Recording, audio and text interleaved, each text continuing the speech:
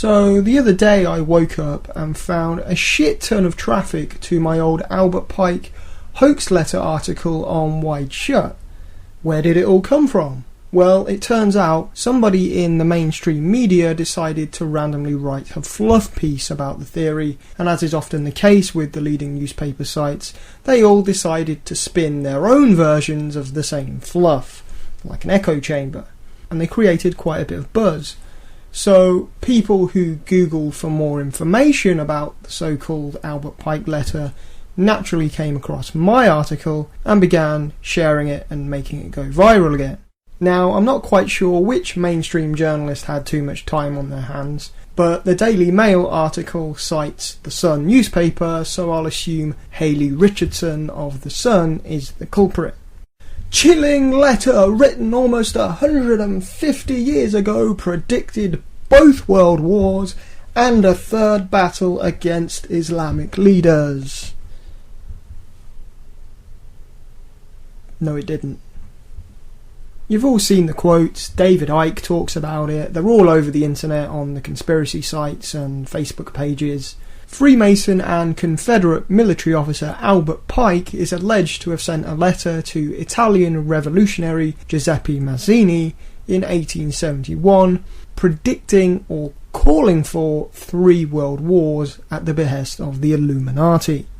World War I was to be used to get rid of the Tsars in Russia.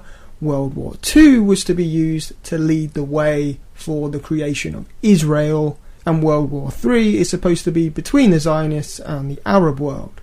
And in the end, civilization will be remade in the Satanic Illuminati's vision. Aside from the glaringly obvious problem that communism in the context of the workers' revolution in Russia and Nazism and Zionism weren't even terms used in Albert Pike's lifetime, there's no evidence that this letter even exists anyway. But don't let the truth get in the way of a clickbait headline for The Sun. Richardson writes that the letter features heavily in former naval officer William Guy Carr's book Satan, Prince of This World. But it doesn't. The William Guy Carr book that focuses on the letter the most is actually Pawns in the Game, not Satan, Prince of This World. But more importantly, what Richardson and believers keep failing to recognise is that the letter isn't quoted. Carr never saw the letter. He never claims to have seen it. You know how back in school when the teacher would tell you that if you're lifting text from a different source, like a letter, that you have to wrap it in quotations? Yeah, Carr doesn't do that. The 3 World Wars text as it's presented to us is not from anywhere. It's just something this dude wrote in a book in the 50s. When you follow the sources, at best all Carr is doing is paraphrasing another book by a guy called Cardinal Rodriguez of Chile, who wrote The Mystery of Freemasonry Unveiled in 1925. The kicker is that because this book was written in 1925, it curiously doesn't mention the Second World War or the Third World War. The only thing that Rodriguez claims is in the letter is the bit about communism and the Tsars, which of course was actually relevant in 1925. Something tells me William Guy Carr liked to make up bullshit and pretend he had sources for it. Oh wait, it gets better.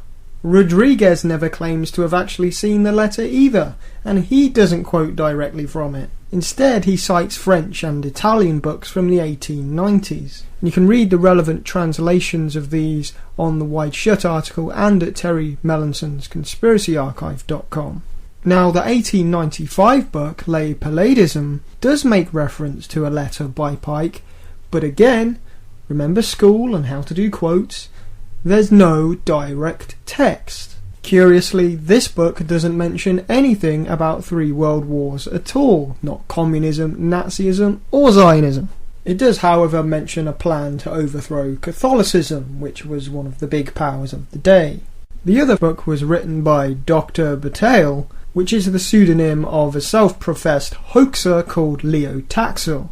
He wrote a lot of made-up bullshit about Freemasonry being the devil, so he could laugh at all the religious folk who took him seriously. He was sort of the late 1800s version of an internet troll. So to recap, nobody claims to have ever seen the letter, nobody has been able to quote directly from it, and the claim that it contained a plan for 3 world wars wasn't added to the myth until the 1950s, after the first 2 world wars, and at a time when you could quite reasonably predict a conflict between Arabs and Jews. When you follow the sources backwards through time, the content of the letter changes to reflect the time period. First cutting out the last 2 wars, and then making no mention of world wars at all. In short, it's a hoax. But why did the mainstream media regurgitate this old conspiracy theory?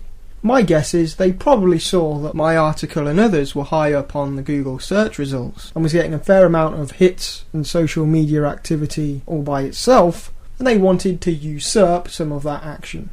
And this is a trend that seems to be increasing. The mainstream media will take a popular or very out there conspiracy theory, whether it's Katy Perry is John Benet Ramsey or the world is flat or whatever's the flavour of the month, and they'll write their own fluff piece about it so they can get some of the web traffic. You see, the media aren't opposed to promoting conspiracy theories, they just tend to promote the ones that aren't true.